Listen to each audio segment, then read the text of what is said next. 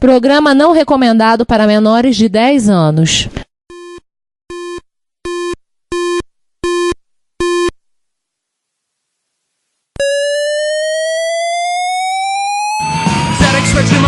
Dragon Vic and R1, Commodore 64, Amsterdam and Acorn Electron, cheaper BBC Micro.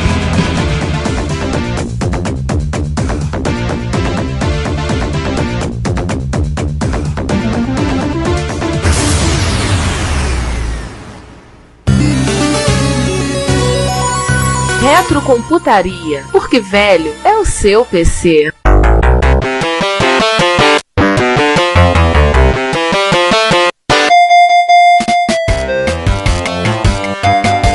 Quando o calor do verano se aperta, sobretudo depois de comer, nada é melhor que uma buena cueca coela helada. Eu ia dizer mineirito. Pois é, estragou, deu jogralzito. Hora de gravar aí. E velho é essa chatarra que derrete e tem medo de fantasma. Bom dia, boa tarde, boa noite. Este é o episódio 84 do Retrocomputaria, continuando a nossa nona temporada. Sim, nona temporada. É nona temporada. Nona temporada, porque hoje nós vamos falar da melhor das Américas. América mais legal. Arriba! Vamos falar da América Latina, nós vamos do sul em direção ao norte, significa que nós vamos começar ali perto dos Pinguins, a gente vai escapando dos Andes, que é muito alto, subir, não é problema, e a gente vai atravessar algumas florestas, vai pular um canal, até chegar ali perto de onde dizem que vão levantar um muro, mas enfim. Só pra lembrar uma coisa, a gente vai começar lá perto dos Pinguins na Patagônia, mas nós não podemos citar ingleses lá sob pena de apanhar feio do pessoal lá que a gente falar, e lembrar que lá a gente tem que falar Malvinas. Ai, caramba! E lembrando também que, até onde sabemos, pinguins não desenvolveram computadores, então pode ser humanos mesmo. Só que ficaram éficos. Eles estavam muito ocupados dando volta na Antártida.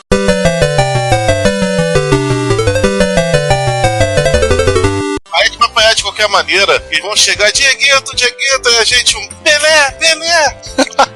Você falou disso, me lembrou um amigo brasileiro morando em Buenos Aires, veio ao Rio de Janeiro e começou a batalhar procurando no supermercado, ele procurando Café Pelé. Por que você quer Café Pelé? Para levar pro meu sogro, que além de tudo é torcedor roxo do Boca Juniors. Sabe o que tem? Café Pelé é o melhor do mundo. E eu acho que ele conseguiu o café. Com certeza. Posso fazer um disclaimer? Vai. Só pra pedir desculpa aos nossos ouvintes, nosso péssimo espanhol, porque o nosso consultor de espanhol não veio à gravação. Então, se nossa introdução ficou uma porcaria, a culpa é do Juan que não veio. Ai! Alguns vão dizer que ele fez bem, mas enfim, isso não vem ao caso. A culpa foi do Juan que não vetou a abertura, essa é a grande verdade. Pois é, não tava aqui, então a gente falsificou a assinatura dele. Bom, mas enfim, esse não é um episódio sobre portunhol. E muito menos, não falamos do portunhol selvagem. Muito menos portunhol selvagem. Isso é sobre computadores clássicos, só lembrando a quem caiu de paraquedas nesse podcast, achando que a gente tá fazendo piadinha. Quer dizer, isso não vem ao caso. Tá sempre fazendo piadinha, sério. Isso é verdade. E, enfim, vamos então situar onde a gente se meteu nessa história. Basicamente, na América Latina existiram 3 cenários de computadores na era clássica.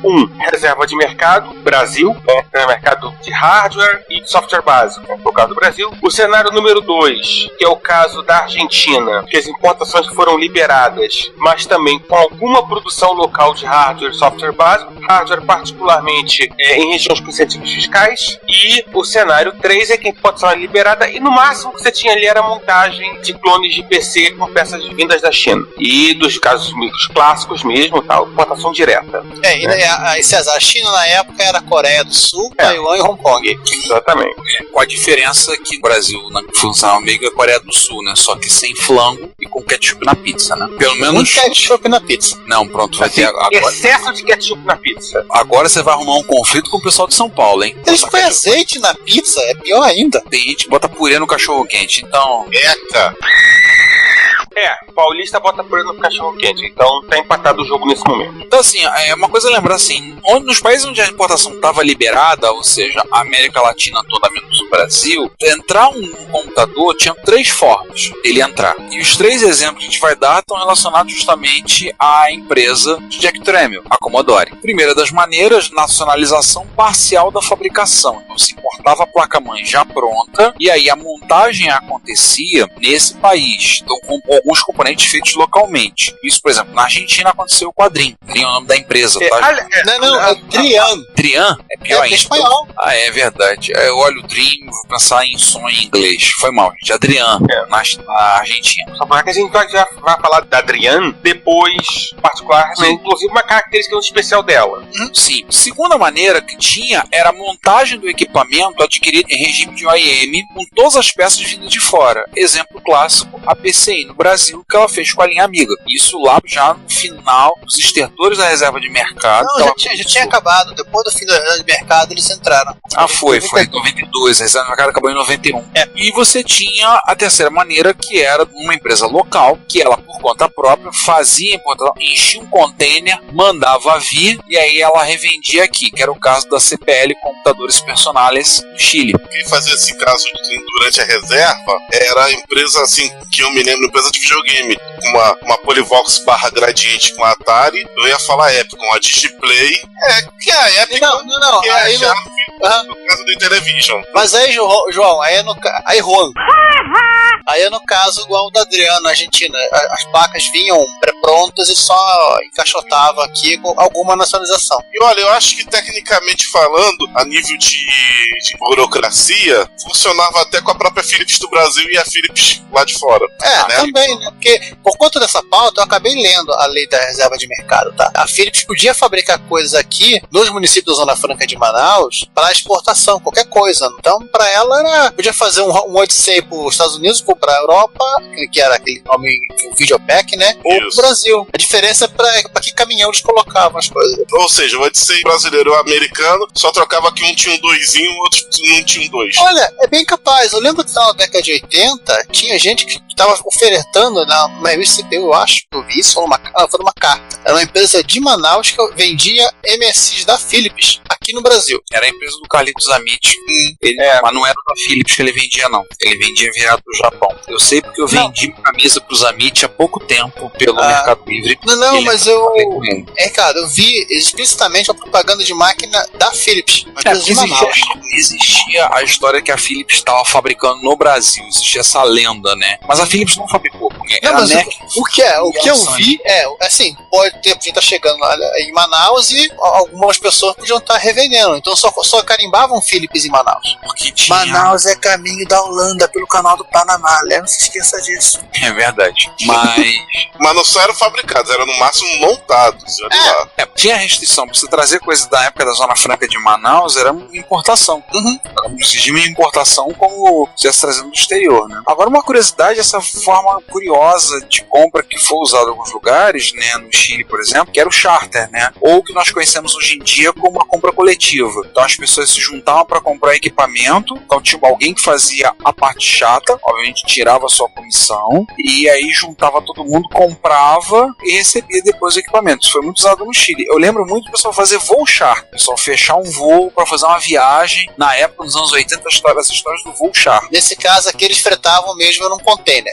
Para trazer a bagulhada, né? Mas assim, em um desses casos, houve uma instalação de uma fábrica em território nacional, em território desses países. Exemplo, a Apple teve fábrica na Irlanda. Mas aí por outros motivos. Sim, né? Porque empresa não é boazinha. Não existe esse negócio de empresa boazinha. Né? Assim, empresa boazinha, para início de conversa, ela tá indo contra o objetivo dela, que é maximizar o retorno para acionista. Pois é. Então, sem entrar muito nessa história, existem hoje, em alguns lugares, eu sei que a Califórnia tem isso, você pode fazer uma empresa que está explicitamente no contrato social dela, que o objetivo dela é o bem social e que isso está acima dos lucros para os acionistas. Mas não é o caso. E, assim, se a empresa tenta ser bonzinha, ela leva a paulada do acionista. Então você vai dizer, a tua prioridade é maximizar o meu retorno, o meu dividendo. Você falou disso, me lembrou uma imagem que eu vi uma vez, assim, tinha um monstro, assim, capitalismo. Aí o monstro com um smile colado na cara. Capitalismo bonzinho. Aí assim, continua assim, era o mesmo monstro com um símbolo de reciclagem. É capitalismo compreensível, que estava relacionado ao meio ambiente. Mas isso não é o caso, assim, porque toda empresa, a não ser que explicitamente diga no contrato social dela, ela tem como objetivo maximizar o dividendo do acionista. Até porque foi por isso que ela abriu o capital. E por outro lado, o Estado também faz seu lado também nada bonzinho. Achei aqui. Dos impostos, a gente pode ver que não tem bonzinho nessa história, né? Tanto o Estado não tem bonzinho. Não existe bonzinho porque, enfim, já tá nesse grande parênteses de instalação de fábricas, porque, desculpa a expressão, o bonzinho só se né? No caso específico de fábricas, as fábricas elas não são, voltando à história, as fábricas elas não são instaladas porque uma empresa acha bonito, a Irlanda é legal pra caramba, eu vou me encher de bebedouros, de uísque, cerveja Guinness. Cerveja Guinness, vamos beber. Não, as empresas elas instalam fábricas subsidiárias na Irlanda porque, por exemplo, é o país com a tarifa mais baixa de imposto sobre o lucro na União Europeia. Repasse de lucro, então pronto. Minha história. Mas toda regra tem uma exceção, que é uma exceção, e vamos falar daqui a pouco dela. Aliás, a curiosidade, eu sempre lembro de, na Espanha, o computador ser referido como o computador como El Ordenador. El Ordenador López. Mas lembramos que nós estamos falando de América Latina, onde o espanhol não é o espanhol europeu, é o espanhol que a gente chama de castelhano, né, o castelhano, que aí vai ser a computadora, como é falado no México, na Argentina, ou o computador, como é falado no Chile. El computador e lá computadora. Ou seja, eles não conseguem nem acertar se é homem ou mulher o computador. O computador no Chile atravessa a fronteira e vira menina. É igual arco-íris. Mas esse não é um podcast sobre os Andes, infelizmente. Então, nós começamos falando então de América do Sul. Você prometeu como falar da América do Sul, né? Então tem que cumprir. Nos países da América Latina, em algum momento da década de 60, ou a IBM ou alguma das Sete Anãs trouxe para a Colômbia no primeiro computador, instalou o primeiro computador. A maioria deles foi então na década de 60. Essa é uma reportagem. É a década de 50. Primeiro foi na década de 50, vamos falar dele. Mas a maioria aconteceu na década de 60 e isso é só uma reportagem para referência do primeiro computador na Colômbia. No Brasil, eu me lembro que o primeiro computador instalado foi, se eu me lembro bem, em 1955. Era um IBM, se eu não me engano. Posso estar errado, tô falando de cabeça. Então a gente vai começar falando de Brasil. E você achou que a gente não ia falar de Brasil? Achou errado, otário?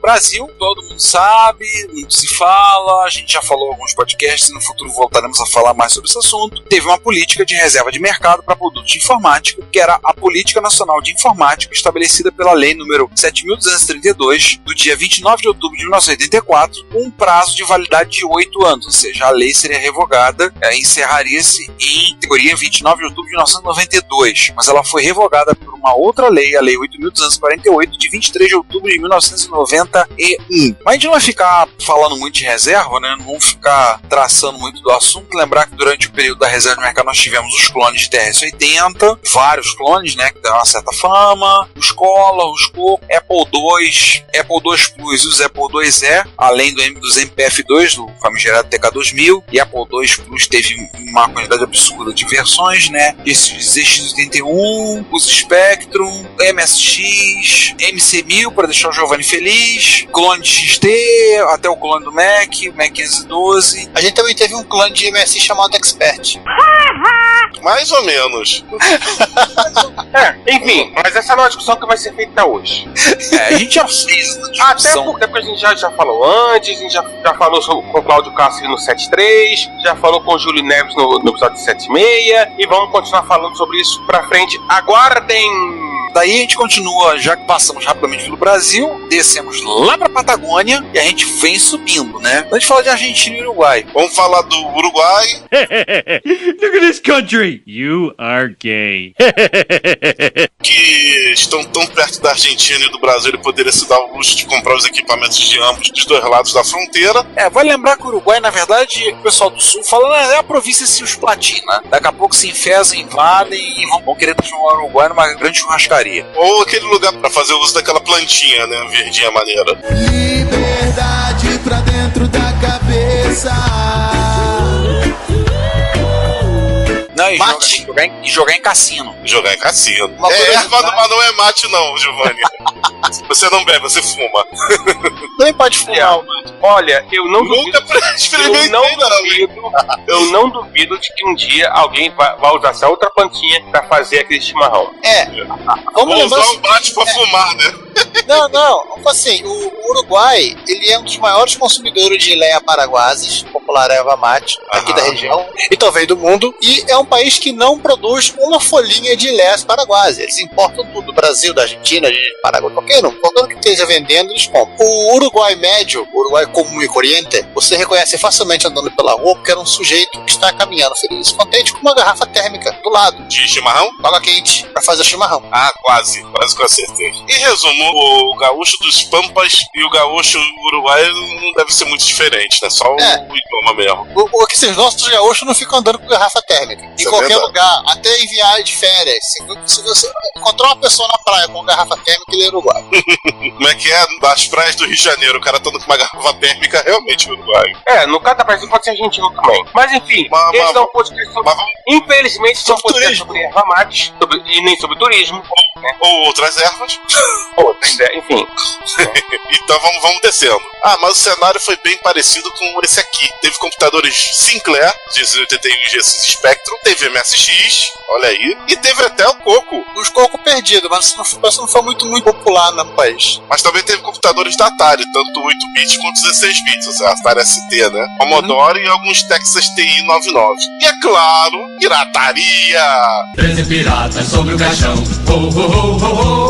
e uma garrafa de rum.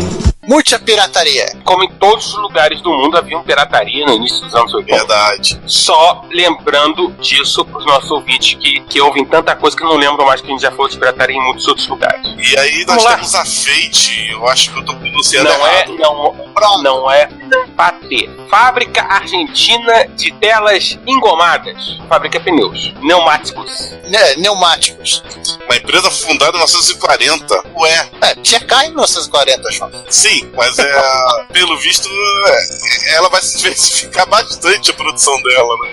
E diversificou, na verdade. Em 69 ela criou a divisão de eletrônica, inicialmente fabricando calculadoras eletrônicas e até exportando para o México. Milhares de outros casos iguais. Você começa fabricando calculadoras,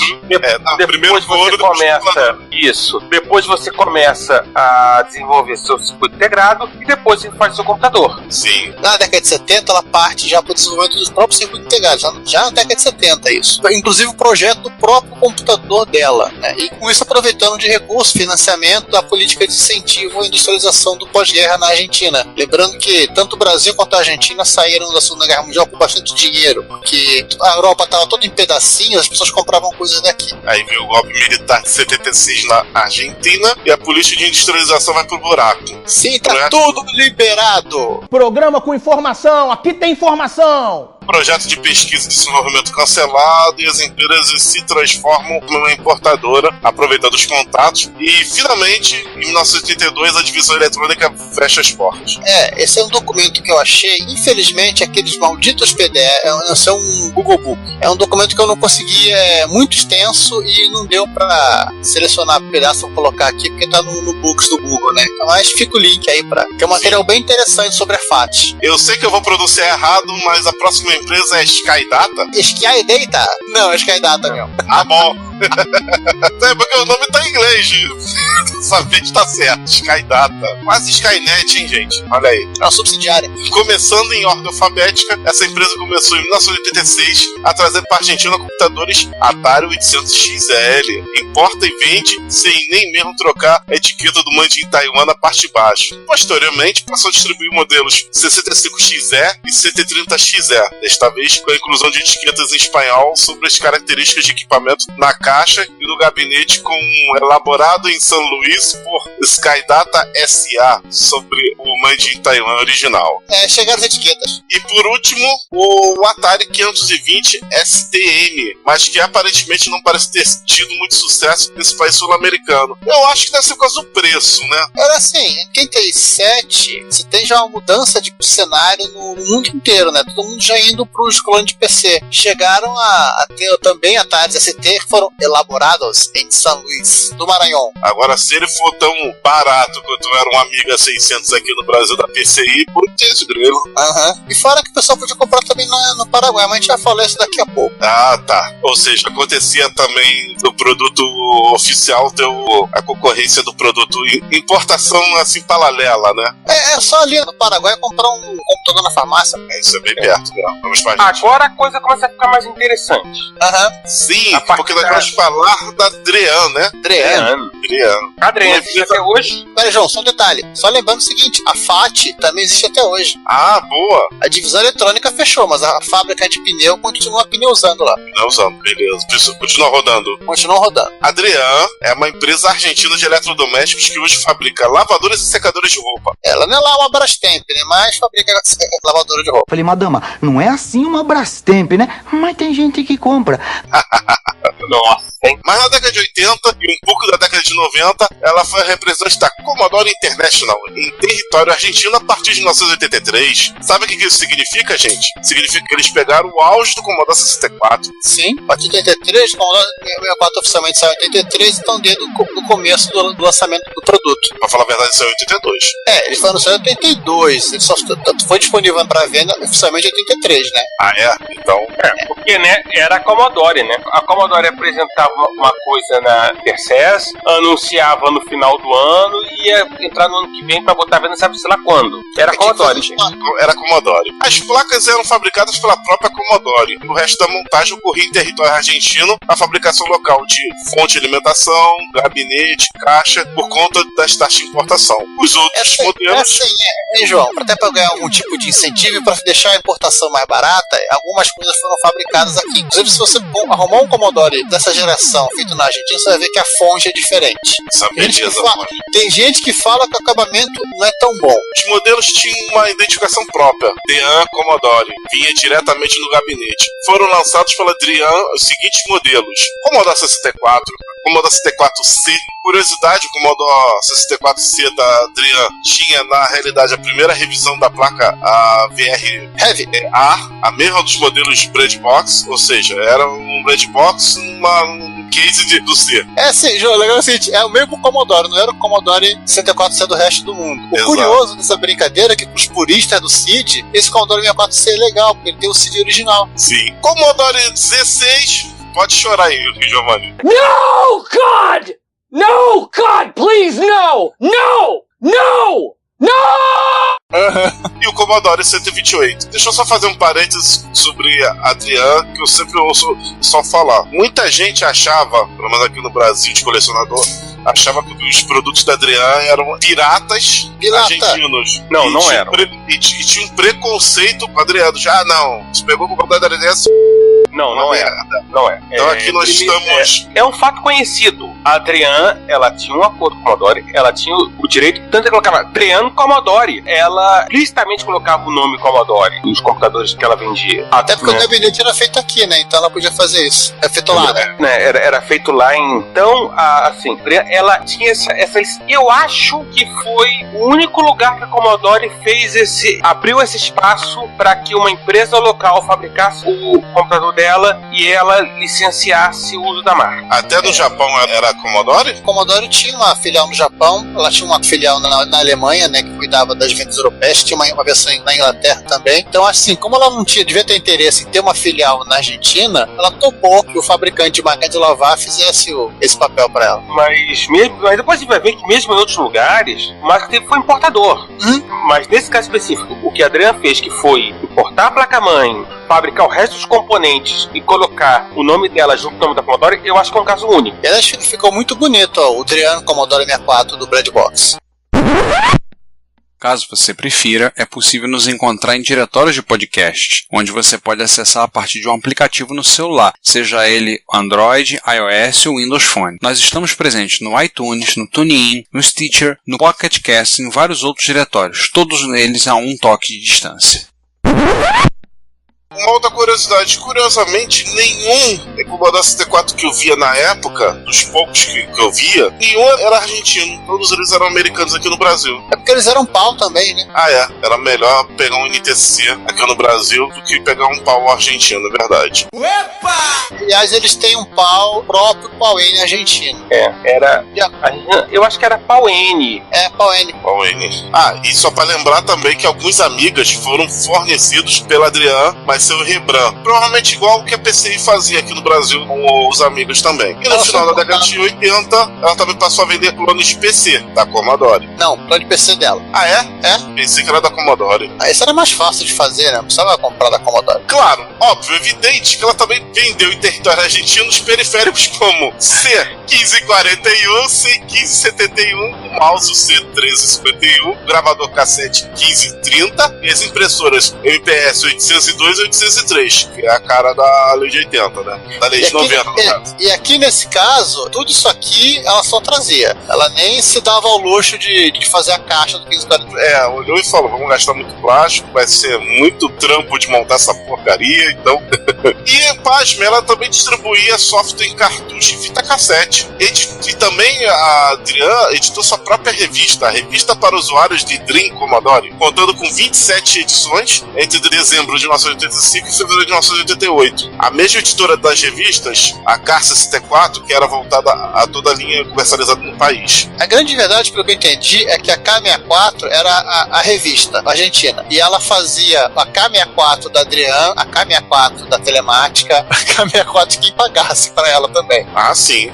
Então nós estamos aqui vendo por que o Commodore 64 foi um grande sucesso na Argentina. Eles também tiveram periférico, sim. A única coisa não oficial da Commodore que eles venderam é um drive estilo 5 quartos, parecido com o 1541, só que é um modelo que eu acabei não anotando aqui, que ela chamou de Commodore PC. Parecia um gabinetezinho de PC que você botava entre a TV e o Commodore 64 e funcionava com fonte de força. Fazia parte do kit que eles vendiam para as escolas. Caraca. Não, pior que isso tem correlação também com outras linhas de computador. Não do Commodore 64, mas tem outras linhas de computador que fizeram esse pequeno case mal do que o computador. Não, é até bonitinho, pelo desenho que eu vi nas revistas. Agora, cadê o Ricardo falar dos poloneses? Ah, tem polonês? Ricardo? Eu acho que é polonês, tem muito Z aí. Bom, se não for polonês, é tcheco. Exato. Ah, C0N. Eletrônica.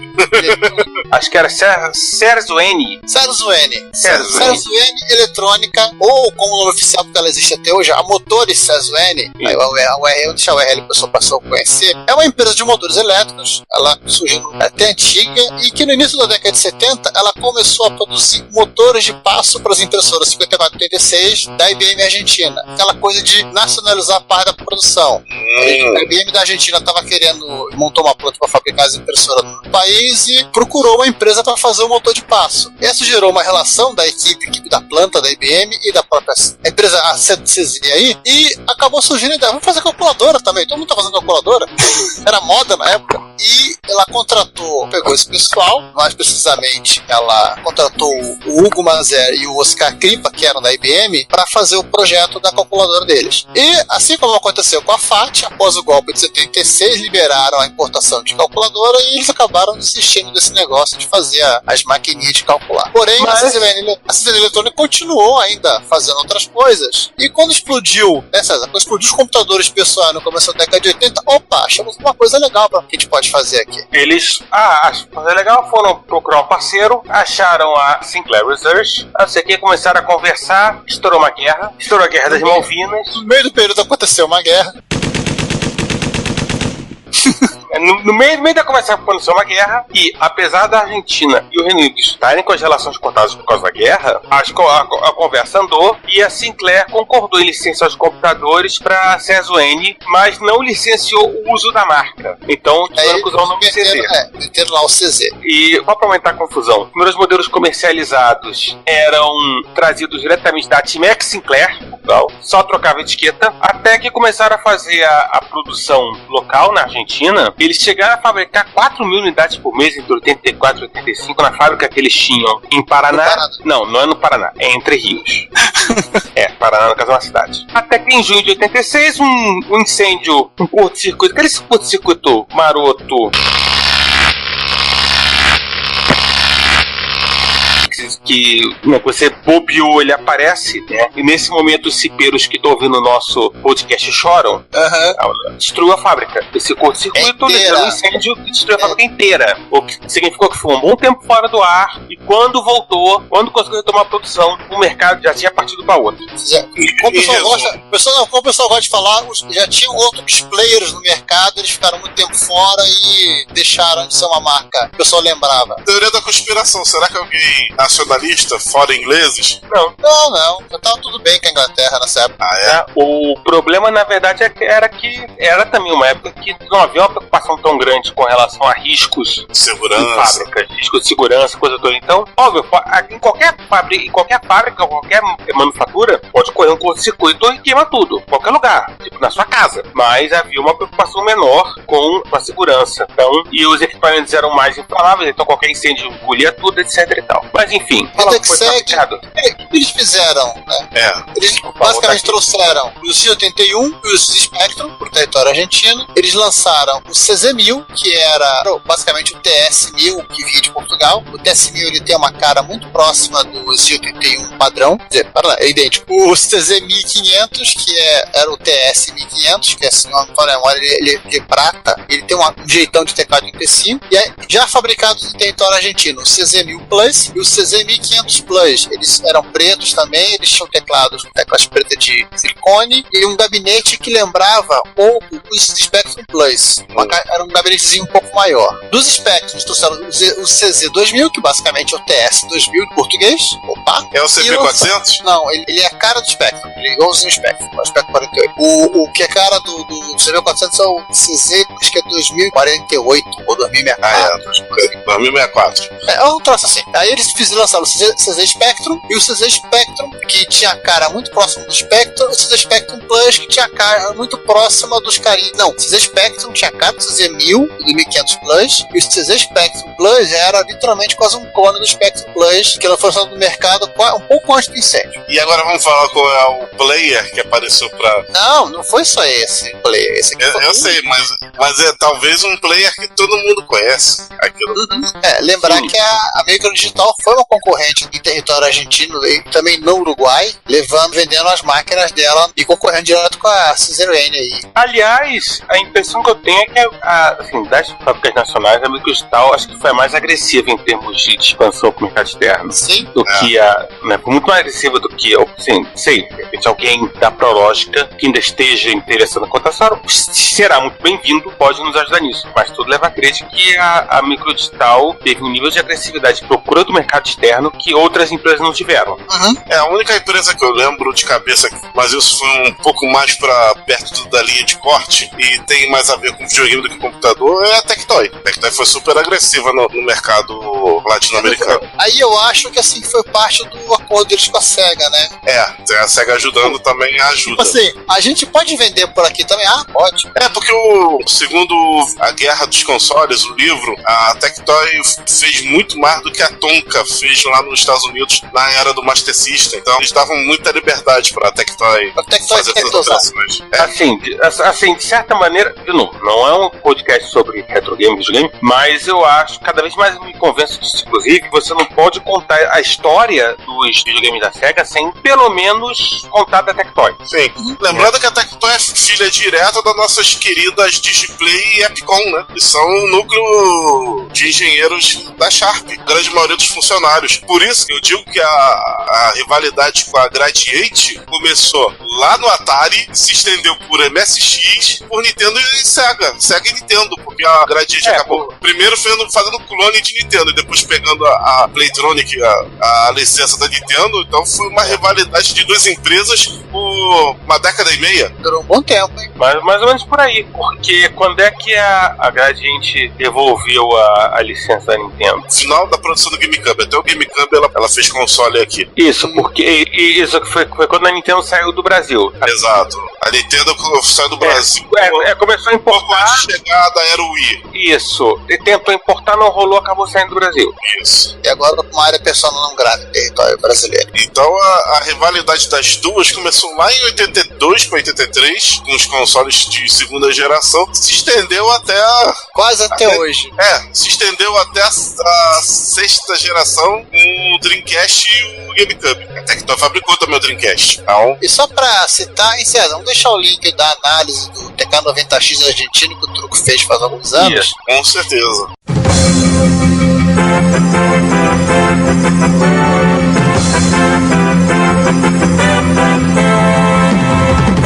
Se você quiser ajudar com o sustento financeiro desse podcast, você pode fazê-lo comprando o nosso material, que está à venda no Mercado Livre. O link está no site, no menu superior. Se você preferir fazer uma doação única via PayPal ou PagSeguro, contacte. Dependendo do valor, nós vamos até você para te agradecer pessoalmente. E desde já, o nosso muito obrigado.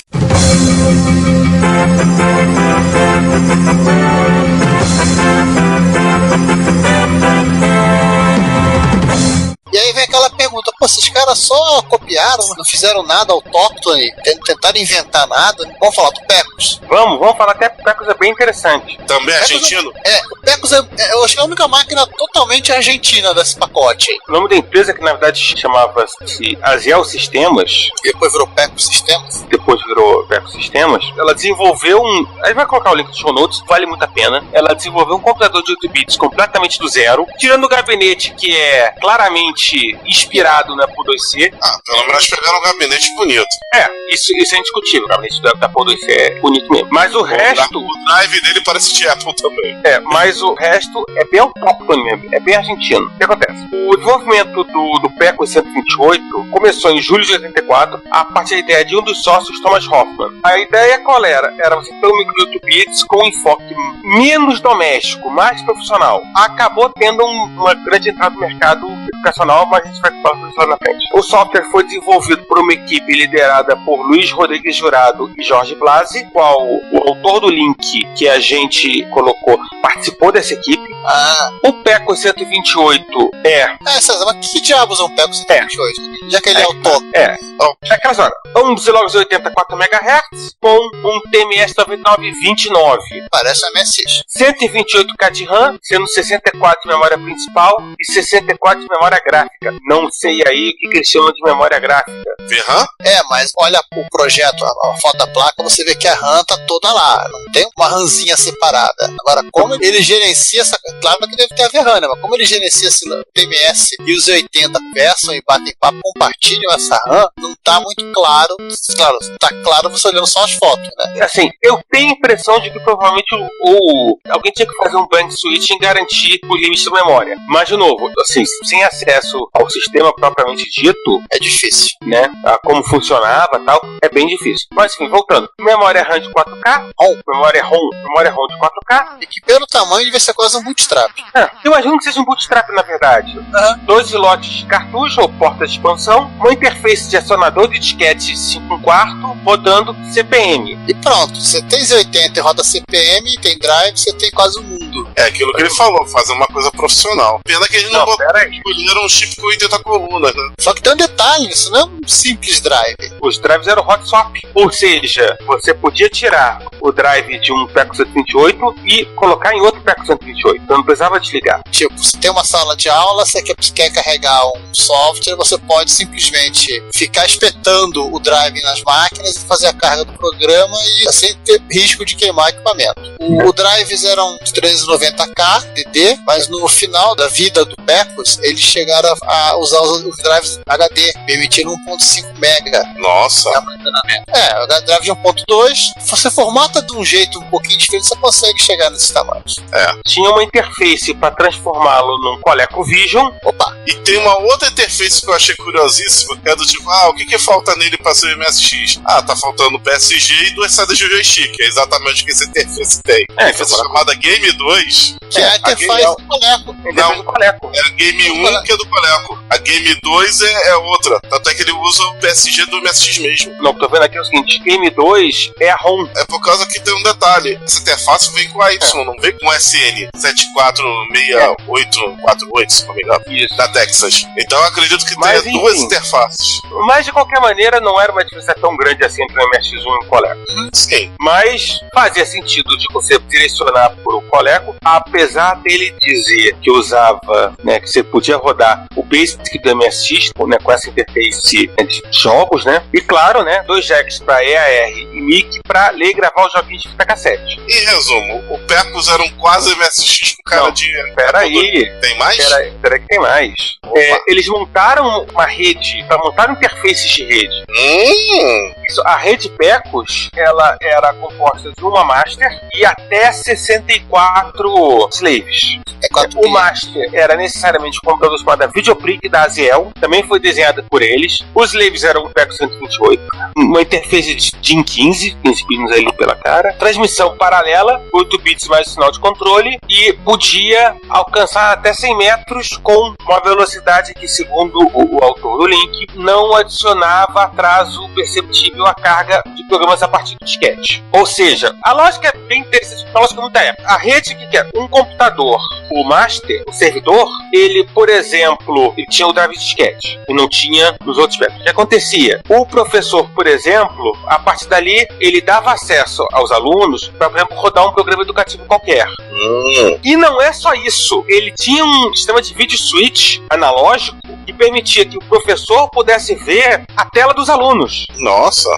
Não era vídeo sendo capturado por um software compactado e transmitido pela rede. Não, gente. É literalmente uma ligação direta para você ver o monitor do moleque. Sofisticado. O sonho do Ricardo. Não, era bem sofisticado. E além disso, tinham 2 moduladores de TV. Tinha o modulador colorido, que entrava no canal 4, e o modulador monocromático de RF, que entrava no canal 3. Diga-se passagem, bem mais sofisticado que a solução usando MSX da Yamaha, que foi feita na União Soviética, né? Também tinha a rede, mas não permitia... Não permitia compartilhamento de tela. Compartilhamento de tela não tinha. Não tinha? Mais sofisticado, não tinha compartilhamento de tela. Não tinha. E a rede lá era serial. E paralelo, a gente sabe, trabalhando com isso aí, naquela época, paralelo era mais rápido que serial. Com certeza era mais rápido ainda do que a empregada nas escolas soviéticas. Não, que era o mesmo padrão de rede que se usava no BBC Micro, no Commodore 64, no Apple. Isso era bem convencional, essa tecnologia. Tanto que todas elas têm a mesma coisa, computador master, computador slave, por aí vai. Não havia necessidade. Eu acredito que a rede do MSX escolar deve ser exatamente igual a padrão do MSX que eles usavam nas escolas japonesas também, né? Essa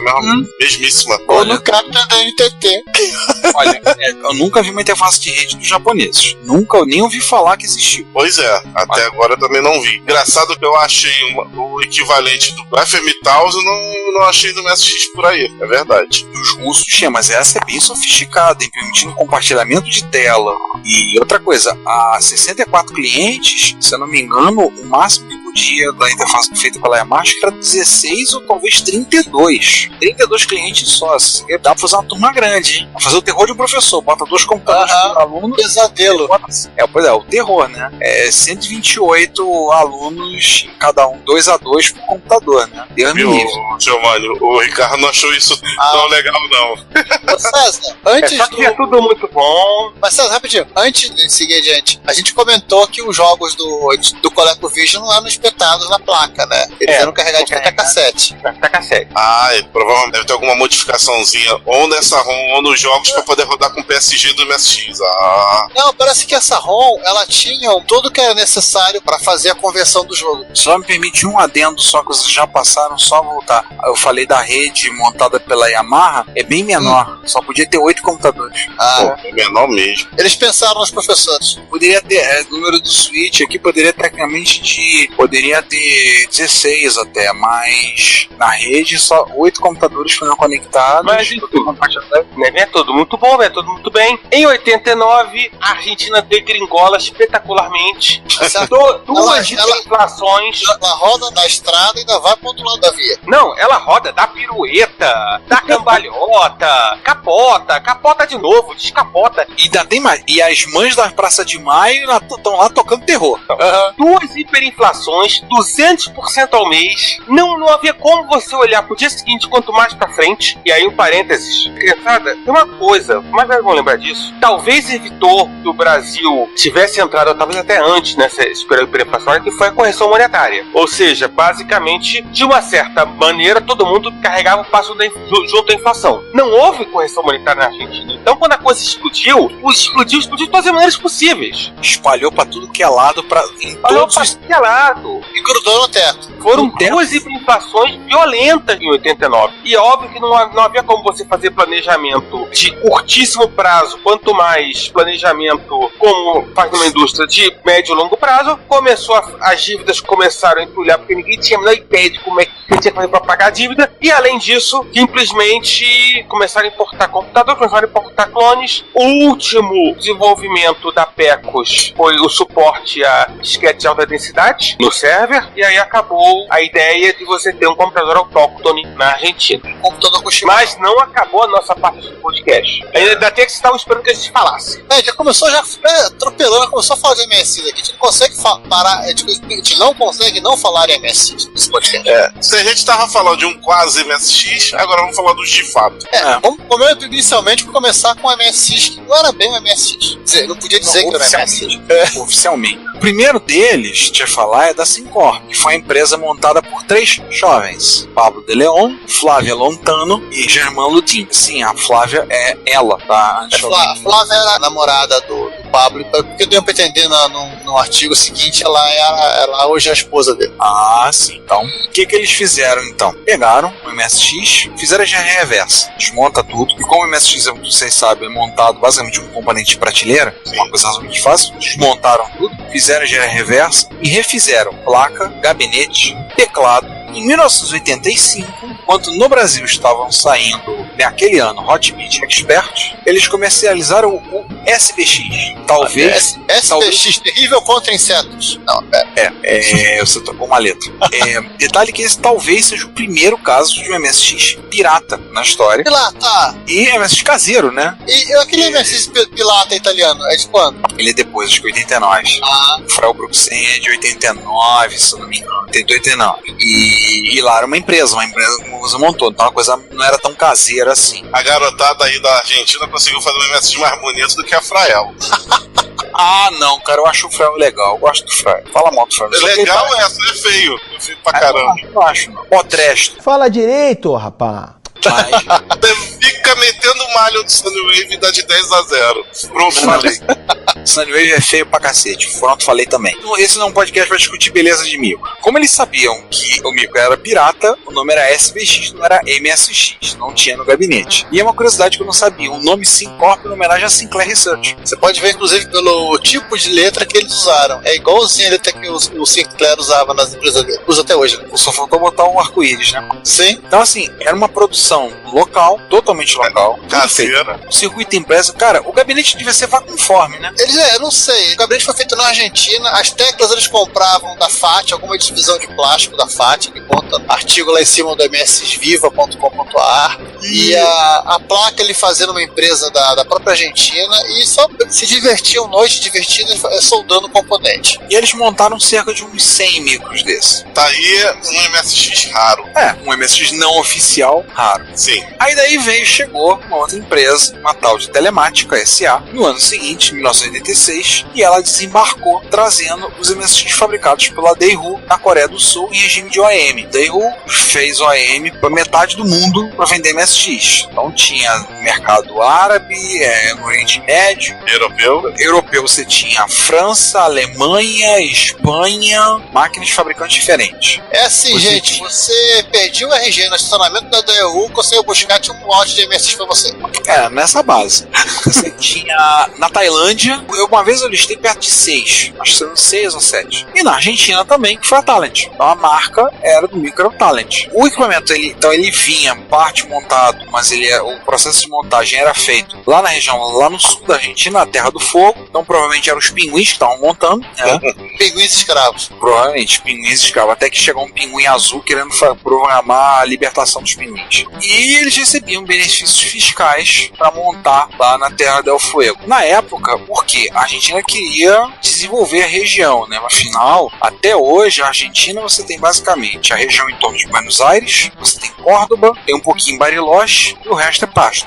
Tem o pessoal do norte, tem ali a capital, os arredores. Peguem o Google Maps e verifiquem isso. Aí de repente você começa a descer de Buenos Aires, a país acaba. É que tem uma cidadezinha perdida assim, você vai girar a rodinha do teu mouse durante muito tempo até aparecer uma cidade lá no fim do país. Se vocês tiverem oportunidade, assistam, tem um especial daquele programa de automobilismo Top Gear, tem um especial deles na Argentina. É bem interessante que eles saem de Bariloche para ir até Ushuaia. Já vou dando spoiler, eles não conseguem chegar ao Ushuaia. Porque você vai ter que assistir. Mas é bem interessante eles fazendo o percurso. Eu sei, porque eles são homem e homem não para pra perguntar o caminho. Pois é, não foi bem isso não, mas tudo bem.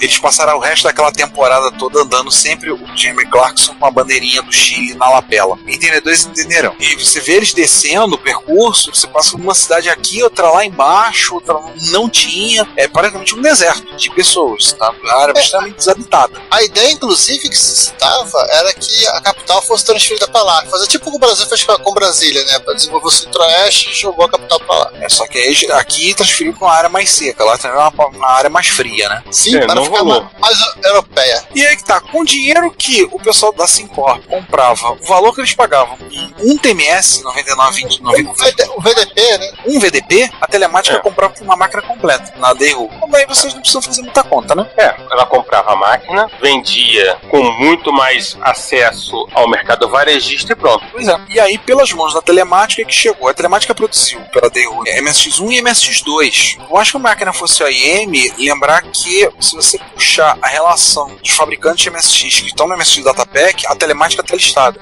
Porque eu acho que a linha, particularmente o TPC 310, que são os MSX2, né? Que é um dos MSX2 da Talent, eu acho que a Talent trabalhou em muita coisa nele. Aliás, só por curiosidade, a Talent foi a única OEM da Dayru que fez MSX1 e MSX2 coreanos. Então assim, vou lembrar, MSX1 foi os Talents, o TPC 200 e o DPC 200A, que você encontra... Foi vendido no Chile e pro Uruguai.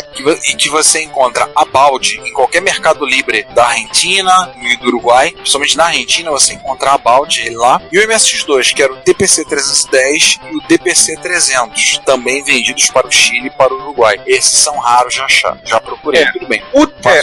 O TPC é mais interessante porque ele vinha pronto para ser combinado com um módulo de superimposer e digitalização que a própria Talent chegou a desenvolver. Sim. Além dos periféricos. Digitalizar. Exatamente. E aí os periféricos vinham, né? Vinha drive, cartão de 30 colunas. Então vamos usando o VDP, o 38, né? O VDP, o V9938, que é o VDP do MSX2. Kit para ligar em rede. Esse não lembrava do kit em rede. Plotter, digitalizadora. Podemos dizer que a Talent fez a coisa da maneira mais certa que algumas empresas brasileiras. Né? E o mais legal é que o Talent, o TPC 310 vinha com Super Basic embutido. Vinha com um compilador Turbo Basic. Também conhecido como X-Basic. Cara, eu vou dizer uma coisa, a máquina Basic com. É um micro bonitinho, mas vou dizer, ele é pesado. É pro vento do sul levar. Provavelmente, porque eu vou te contar, parece que botaram cimento dentro dele. Tanto é que era vendido como MSX2 Turbo. E além disso, tinha um menu de acessórios. Então você entrava com a combinação Left Control, Left Shift, né? Você tinha acesso à calculadora, ao relógio, a um puzzle, a um calendário, aos ajustes do sistema e ao easter egg dos fabricantes. Só da Thailand que fabricou. Que eram receitas de churrasco, não? Então esse MSX é diferente dos japoneses, que é o contrário. Ele entra com a suíte e você tem que apertar tecla ou o botãozinho, a chavezinha pra desativar. Uma coisa curiosa, a Talent patrocinou uma revista, que era a Load MSX. Eu tenho uma edição dela aqui. Boa. Legal, assim, é a K64 só pra MSX. E tem ela digitalizada. Hoje tem várias edições dela, quase todas estão disponíveis pra baixar. Sim. Ela patrocinou a Load MSX. Não é nenhuma novidade. O que foi feito na MSX Micro no Brasil e várias outras aí, nenhuma novidade. Ao redor do mundo. Ao redor do mundo patrocinar a revista.